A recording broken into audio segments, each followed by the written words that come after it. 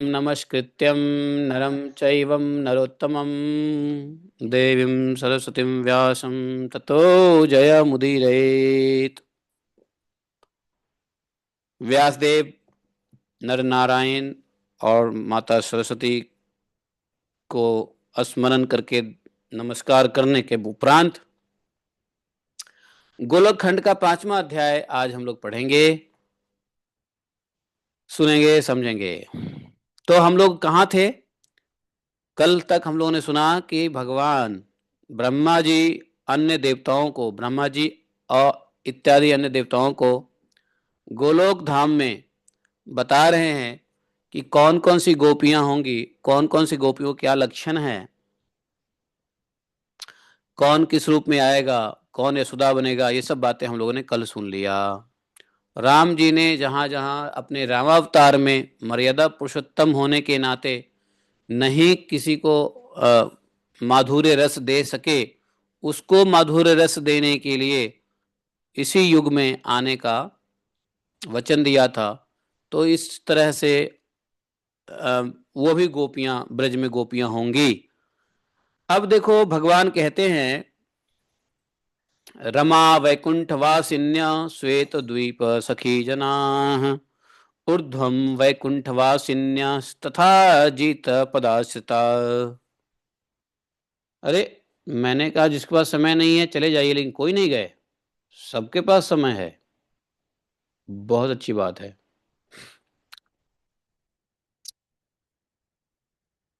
समय काल है और काल ने नहीं पकड़ा है, तो बहुत अच्छी बात है।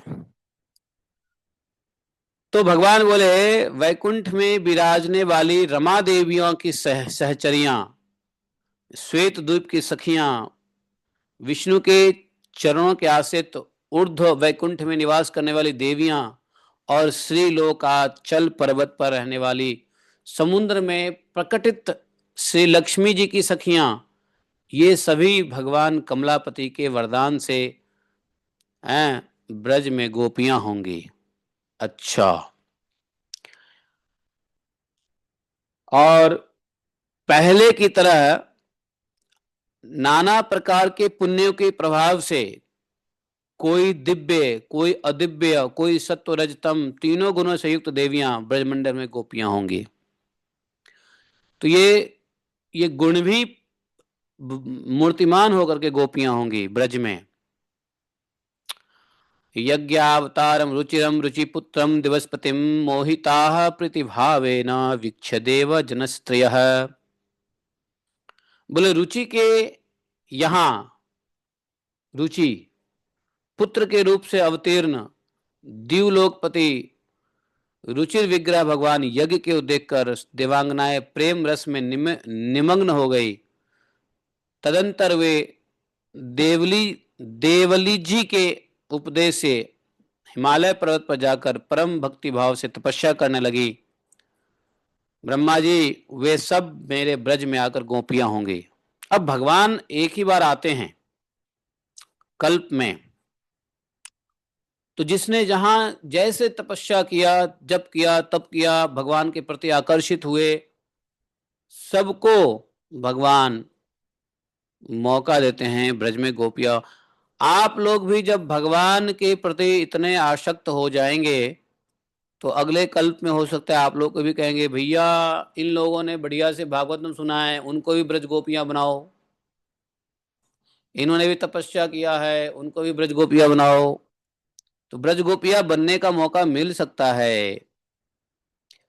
जहां जहां जिसने भगवान को देखा, भगवान के रूप लावण्य गुण को सुन करके मोहित हुए, जिसने तपस्या की, भगवान को प्राप्त कर लिया, सब भगवान के ब्रज में आकर के गोपियां होंगी। यहां तक कि भगवान धन्वंतरी जब इस पृथ्वी पे, पृथ्वी से अंतर्ध्यान हो गए, उस समय सभी औषधियां दुखों में डूब गई और भारतवर्ष में अपने को निष्फल मानने लगी। फिर सबने सुंदर स्त्री का भेष धारण करके तपस्या आरंभ किया। 4 युग व्यतीत होने पर भगवान श्री हरि उन पर अत्यंत प्रसन्न हुए। बोले तुम सब वर मांगो। यह सुनकर स्त्रियों ने उस महान वन में जब आंखें खोली तो भगवान श्री हरि का दर्शन हुआ और सब के सब मोहित होने लगी। बोली, आप हमारे पति तुल्य आराध्य देव होने की कृपा करें। भगवान बोले, ठीक है, ठीक है। औषधि स्वरूपा स्त्रियों, द्वापर के अंत में तुम सभी मनोहारिणी लता रूप से वृंदावन में रहोगी और वहां रास में मैं तुम्हारा मनोरथ पूर्ण करूंगा, तुम्हारी इच्छा पूर्ण करूंगा। इस प्रकार से भगवान ने ब्रह्मा जी को कहा, ए ब्रह्मा जी, भक्ति भाव से परिपूर्ण वे बरभागी ब्रंगनाएं वृंदावन में लता गोपियां होंगी। ये जितनी औषधियां हैं ये सब लता गोपियां होंगी। वृंदावन के पेड़ सब कोई साधारण नहीं है, सब गोपियां हैं। लेकिन कौन सी गोपियां हैं? लता गोपियां। कैसे? वही जब धन्वंतरी भगवान के अंतर्ध्यान होने से वो औषधियां स्त्री रूप में बन के तपस्या की और वरदान पाई, तो उस वरदान के फलस्वरूप ब्रज में गोपियां बनी, है कि नहीं? तो ब्रज के एक एक वृक्ष के जो वृक्ष हैं उनके वो सब औषधि है। इसलिए जहां भी भगवान की लीला होती है ना, जिस जिस जगह पे भगवान की लीला हुई है और जिस जगह पे कोई पेड़ है, तो मैं तो खासकर उस पेड़ का पत्ता लेके चबा जाता हूँ एक दो बार। भैया ये औषधि है। आप लोग मत करना, पता चले कि पेड़ के पत्ते ही समाप्त हो जाएंगे। हाँ, ये नियम बन जाएगा कि जो भी जाएगा पेड़ का पत्ता चबा जाएगा। मैं किसी को चबाने, ये क्लिप काट के मत डालना, नहीं तो पता चला सबको ये पता चल जाएगा तो सब आगे ब्रज में पेड़ के पत्ते चबाने लग जाएंगे। तो ऐसा मत करना। मैं ऐसा करता हूँ। मैं ज्यादा नहीं, एक पत्ते लेके उसको मुंह में रख लेता हूँ, क्योंकि ये सब औषधियां हैं। तो अच्छा, अगर आओ ब्रज में और पेड़, भगवान के लीला पेड़ का पत्ता अगर खाने की इच्छा हो तो छुपा के खाना, दिखा के मत खाना, नहीं तो ये लोग समझ जाएंगे तो सब खाने लगेंगे, पत्ते नष्ट।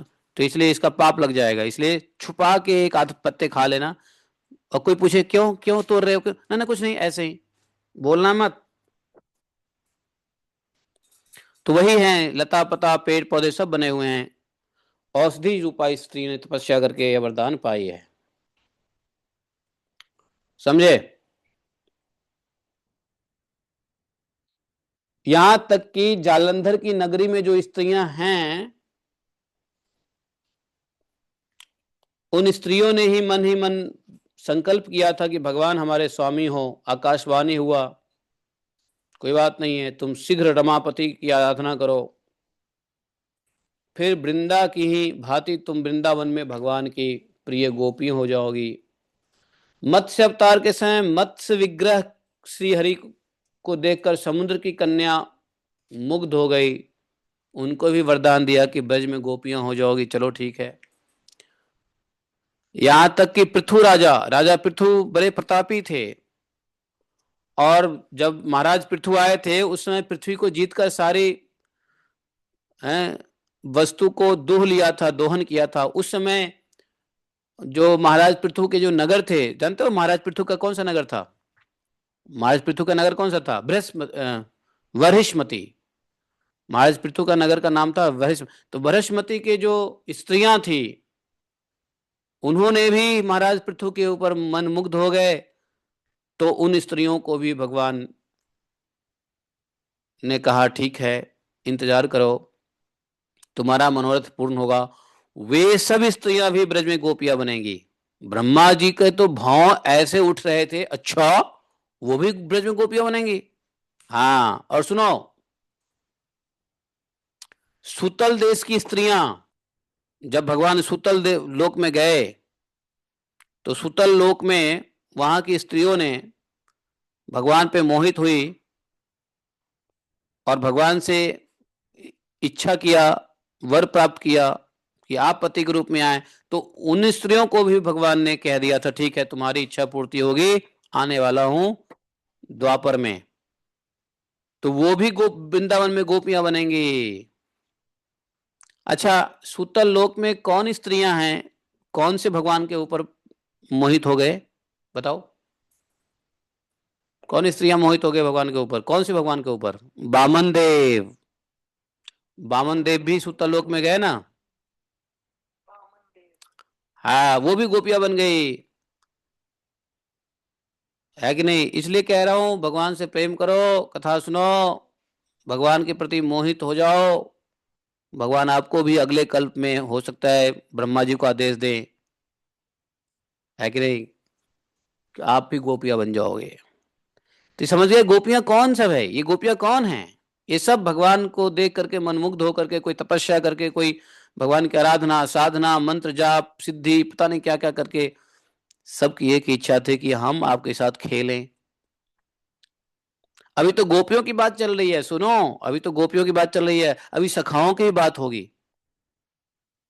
कि कौन कौन से सखा किस किस रूप में आएंगे, है कि नहीं, क्यों क्या कैसे, बड़ा डिटेल वर्णन है भाई, हैं, गोलोक खंड में।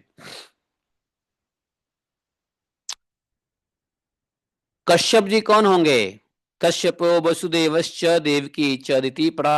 कश्यप जी वसुदेव होंगे, और अदिति, यही अदिति क्या होंगी? देवकी होंगी। ये ये प्राण नामक वसु, जानते हो, प्राण नामक वसु सूरसेन और ध्रुव नामक वसु देवक होंगे। देवक की पुत्री होगी देवकी, ये ध्रुव नामक वसु होंगे। अब वसु नाम के जो वसु हैं, उन्हीं का उद्धव रूप में प्रकट होंगे। उद्धव कौन है? वसु हैं जिनका नाम ही वसु है। दयापरायण दक्ष प्रजापति अक्रूर के रूप में अवतार लेंगे। अक्रूर कौन है? दक्ष हैं। कुबेर जी, कुबेर, कुबेर किस नाम से होंगे? हृदिक नाम से। जल के स्वामी वरुण कृतवर्मा नाम से प्रसिद्ध होंगे। देखो, तो कृतवर्मा कौन है? वरुण है। और हृदक कौन है? कुबेर है। और प्राचीवरी राजा गद एवं मरुत देवता उग्रसेन बनेंगे। उग्रसेन को मैं विधानता राजा बनाऊंगा और उनकी भली भांति रक्षा करूंगा। प्राचीवर्री को राजा उग्रसेन बना दिया, बताओ। भक्तराज अम्बरीश, अम्बरीश कौन बनेंगे? युयुधान। और प्रहलाद जी क्या बनेंगे? सात्विकी। तो प्रहलाद जी को भी आना है भगवान की लीला में सात्विकी बन करके, और युयुधान बनेंगे अम्बरीश। और क्षीर सागर कौन होगा? जो क्षीर सागर है वो शांतनु बनेंगे, शंतनु बनेंगे क्षीर सागर। मैं क्षीर सागर शंतनु के रूप में आएंगे। और वसुओं में जो श्रेष्ठ वसु है, क्या नाम है? द्रोण। द्रोण कौन बनेंगे? भीष्म पितामह। सबसे श्रेष्ठ वसु हैं द्रोण। 8 वसु होते हैं जिसमें श्रेष्ठ वसु द्रोण होते हैं, तो द्रोण बनेंगे, भीष्म पितामह के रूप में आएंगे। दिवोदास शल के रूप में। भग नाम के सूर्य धृतराष्ट्र के रूप में आएंगे। भग नाम के सूर्य।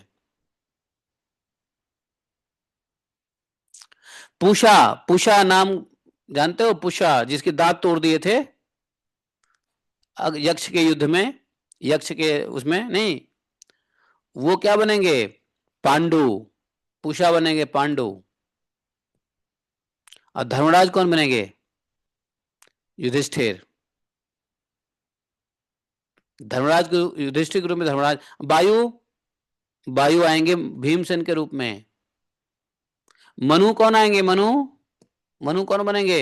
अर्जुन। अर्जुन मनु है, स्वयंभू मनु, अर्जुन के भेष में आएंगे। और शत्रुपा जी कौन बनेगी? शत्रुपा, शत्रुपा जी बनेगी वही, क्या नाम उसका? सुभद्रा। सुभद्रा ही शत्रुपा है। सूर्य नारायण कौन बनेंगे बताओ? कर्ण। बोले ये कर्ण जो है सूर्य नारायण कहीं आएंगे। और 2 जो अश्विनी कुमार है, यही 2 नकुल सहदेव होंगे। धाता महान बलशाली बाहलिक नाम से विख्यात होंगे, धाता। अग्निदेव, अग्निदेव कौन बनेंगे बताओ, अग्निदेव कौन बनेंगे? अग्निदेव बनेंगे द्रोणाचार्य। और कली का अंश, कली, कली भी भगवान का भक्त है भगवान की लीला में कली भी आएंगे, तो कली कौन बनेगा मालूम है? दुर्योधन। दुर्योधन है कली, जो सबका नाश करता है। दुर्योधन का अंश है कली। ये बात बताया था किसने? विदुर जी ने कहा था। किसको? विदुर जी ने कहा था धृतराष्ट्र को, महाराज ये तुम्हारा पुत्र नहीं है, ये साक्षात कली है, इसे त्यागना चाहिए। कली का त्याग कौन करेगा? जो भगवान के शरण में होगा। इसलिए जो भगवान के शरण में आ गया, दुर्योधन के विमौत से बच गया। जो दुर्योधन के पास गया, कली में मारा गया। तो कली का अंश हुआ दुर्योधन। चंद्रमा कौन बने? चंद्रमा को आना पड़ा भगवान की लीला में, कौन बना? अभिमन्यु। अच्छा जानते हो, एक बात बताऊं, ये अन्य पुराणों में इसका डिटेल मिलता है कि कौन किस लिए बना, इसके लिए उसका कारण है। जैसे वसु, सबसे श्रेष्ठ वसु कौन है? द्रोण। द्रोण क्या बना? भीष्म पितामह। तो द्रोण को श्राप मिला था तो बने भीष्म पितामह। तो श्राप को भी वरदान में बदल दिया भगवान ने। तो ये जितने भी पात्र है ना, सबके पीछे घटना है कि सूर्य, अगर चंद्रमा अभिमन्यु बनेंगे तो क्यों बनेंगे? जिस अभिमन्यु को मारा जाता है, सभी महारथी को मिलकर के, सभी महारथी मिलकर के अभिमन्यु को मारते हैं। इसके पीछे चंद्रमा के कुछ भुक्तभोगी काल है। ये अलग अलग पुराणों में, खासकर पद्म पुराण, स्कंद पुराण में इसका डिटेल वर्णन है। और महाभारत में भी, महाभारत में इन सबके पीछे की कथा है। तो ये सब अपने अपने कर्मों के फल भोगने के लिए भगवान कृपा करके अपने समय में भेजते हैं। और सुनो, पृथ्वी पर जो अश्वत्थामा होंगे वो कौन होंगे बताओ? अश्वत्थामा कौन है? बोले कि शंकर जी आएंगे अश्वत्थामा के रूप में। अब शंकर जी अश्वत्थामा के रूप में कौन क्यों आते हैं, इसकी एक कहानी है। इस कहानी को भी समझने के लिए महाभारत पढ़ना पड़ेगा। महाभारत में सबका डिटेल वर्णन है। यही तो महाभारत है, और क्या है? हु इज व्हाट, कौन सा कैरेक्टर कहां से आया है, वो सब वर्णन है महाभारत में। नारद जी कहते हैं, नारद जी किसको कथा सुना रहे हैं? बहुलाश्व को। कहा? मिथिला में।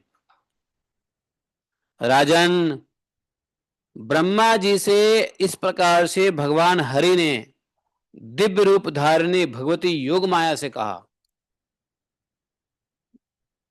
वहां पे योग माया भी है।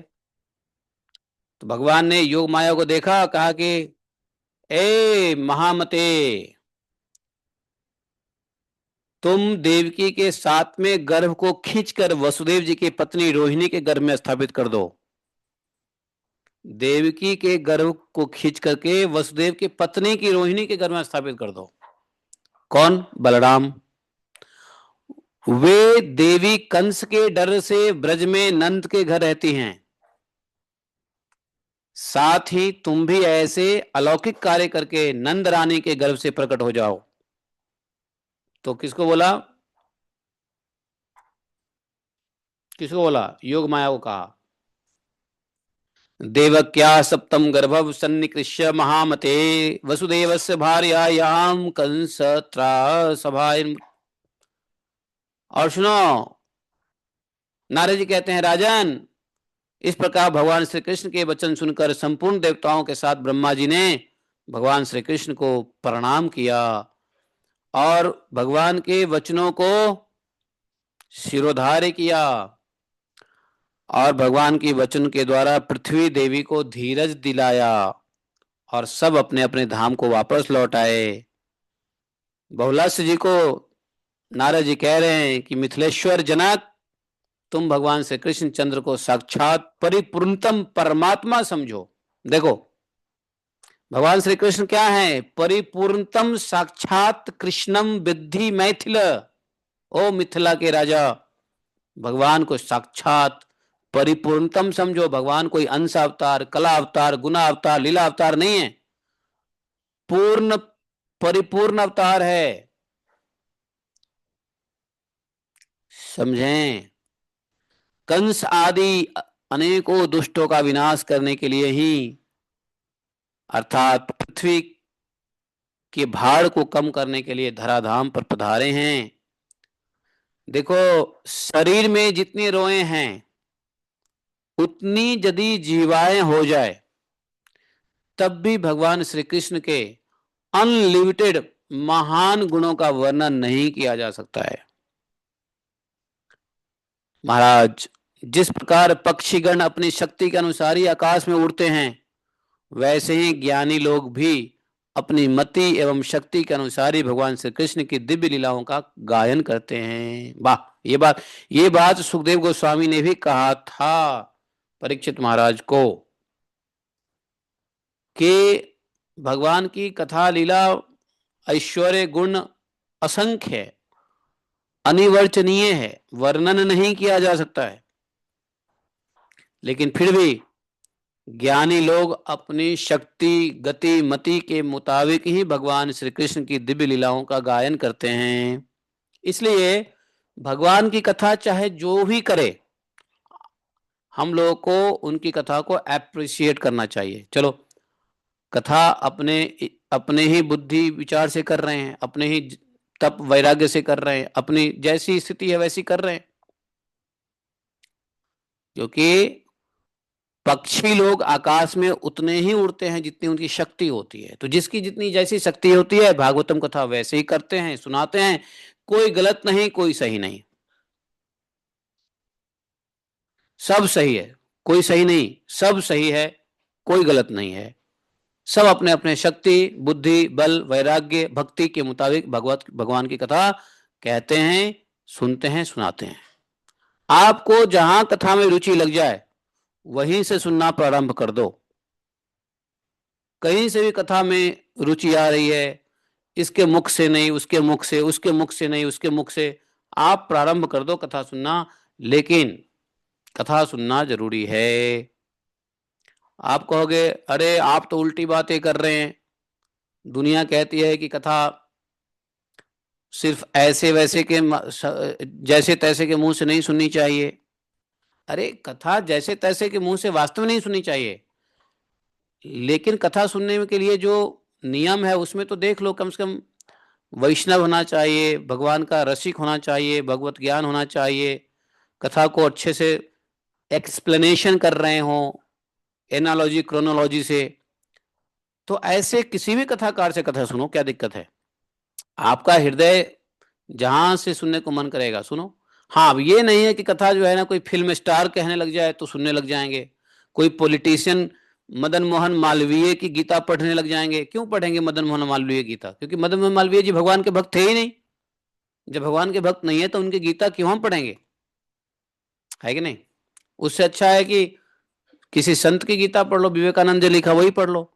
और विवेकानंद जी से भी अच्छा है कि जो भगवान के शुद्ध भक्त है उनके लिखे हुए पढ़ो। मैं विवेकानंद जी की गीता को मना नहीं कर रहा हूं, लेकिन उससे भी अच्छा है कि भगवान के भक्त हैं उनके मुंह से जो लिखा हुआ है, प्रभुपाद जी जैसे। तो भगवान के डेडिकेटेड डिवोटी है, अनन्य आश्रितो, जो भगवान के अनन्य आश्रित भक्त हैं उनके मुंह से सुनेंगे, पढ़ेंगे, ज्यादा फायदा होगा। तो लेवल है, देखो कहां तक, कहां पर चित्त अपनी लगती है। नारद जी ने कह दिया, विक्रम जी, विक्रम जी भाई, आप ये जो इन्वर्टर है ना बहुत साउंड करता है, किसी टेक्नीशियन को भेजो, बहुत साउंड करता है, ऐसा लगता है कि आटा चक्की चल रहा है घर में, रात को सोने नहीं देता, कान में डाल के सोता हूं, जरा एक बार चेक कराओ ये कुछ एबनॉर्मल मशीन तो नहीं है। विक्रम जी एक बार चेक करवाइए प्लीज। आज मैं आपको कॉल करने वाला, याद करने वाला था, आप आ गए भागवतम में। आप तो भक्त भी हो, ब्रजवासी हो, जय हो, आप हमें आशीर्वाद दो। हैं विक्रम जी ब्रजवासी हैं, बनिया ब्रजवासी हैं, व्यापारी हैं, इन्हीं से मैंने इन्वर्टर खरीद के लाया ताकि अनइंटरप्टेड इलेक्ट्रिसिटी सप्लाई हो सके। और ये ऐसे भक्त हैं, इनको कथा में रुचि है, तो हमने इनको कथा से जोड़ दिया। अच्छी बात है। लेकिन बहुत एबनॉर्मल साउंड है। जरा एक बार आपको रिकॉर्डिंग करके भेज देता हूँ, या एक बार चक्कर लगा लो राधा कुंड पे, क्या है, आ जाओ। क्योंकि बहुत ज्यादा साउंड कर रहा है, मतलब ऐसा लगता है घन घन आटा चक्की चल रहा हो। इतना तो इन्वर्टर में नहीं होना चाहिए साउंड। कुछ डिफेक्टिव पीस तो नहीं है, या कुछ ओवर ज्यादा इफेक्टिव कि ज्यादा इफेक्टिव पीस तो नहीं है। डिफेक्टिव नहीं है, पर ओवर इफेक्टिव पीस भी कहीं कहीं आ जाती है। तो जरा देख लेना, हाँ? भगवान की लीला है।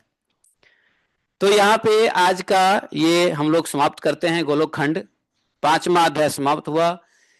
कल 6ठे अध्याय में कंस से उत्पन्न, काल नेमी के अंश से उत्पन्न कंस का वर्णन होगा। कंस कैसे आया? कंस कौन था? ये कोई उग्रसेन जी का पुत्र नहीं था। कंस काल नेमी के अंश से उत्पन्न था वो। उग्रसेन तो महात्मा थे, है ना। भगवान ने उनको राज्य पे स्थापित किया था, राजा बनाया था, है कि नहीं, उग्रसेन जी को,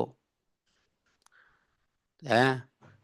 तो उग्रसेन के पुत्र नहीं थे वो काल नेमी के अंश से उत्पन्न हुआ था। तो कल हम लोग आ, आगे की कथा सुनेंगे। आज के लिए इतना ही काफी है, 10 बजने को है। बोलिए ग्रंथराज श्रीमद् भागवत दशम स्कंडात्मक गर्ग संहिता की जय। श्रीमन महर्षि गर्गाचार्य की जय। शिला प्रभुपाद की जय। गुरु गौरांग की जय। अपने अपने गुरु गौरांग को याद कर लो, दंडवत कर लो। जय जय श्री राधे श्याम। माता जी गोपी गीत। जयति ते अधिकम जन्मना ब्रज श्रूयत इंदिरा।